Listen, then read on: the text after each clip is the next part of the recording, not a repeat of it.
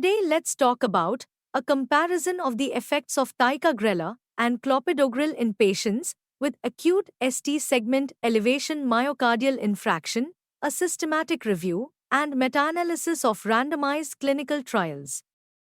Rupture of unstable coronary atherosclerotic plaque leads to acute ST segment elevation myocardial infarction.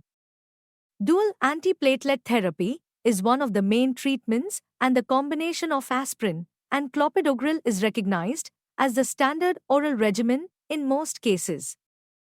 Ticagrelor is a new generation of P2Y12 receptor inhibitors.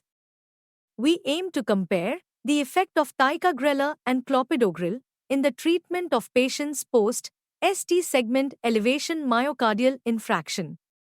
Coming to methods, this study investigated PubMed, Scopus, Google Scholar Web of Science, and Embase Cochrane Library, clinicaltrials.gov databases.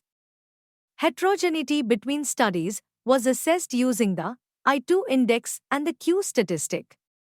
The random effects model was used to combine studies, and the funnel plot and Eggers test were used to assess the publication bias.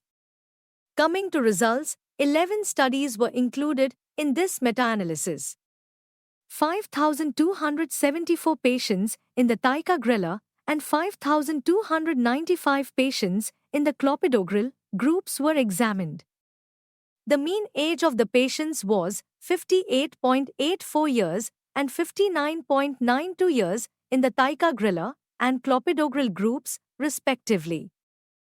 Based on the results of the meta-analysis compared to clopidogrel, ticagrelor had decreased the outcomes of mortality, recurrent myocardial infarction, stroke, and major adverse cardiovascular events. However, the post-myocardial infarction bleeding, according to Bleeding Academic Research Consortium criteria and reperfusion state regarding thrombolysis in myocardial infarction flow grading system showed no differences in both groups. However, these effects were not statistically significant. In conclusions, ticagrelor decreased the chance of mortality, reinfarction, stroke, and major adverse cardiovascular events in post-ST segment elevation myocardial infarction patients compared to clopidogrel. But there was no difference in the chance of major bleedings and improvement in thrombolysis in myocardial infarction grade flow between these two drugs.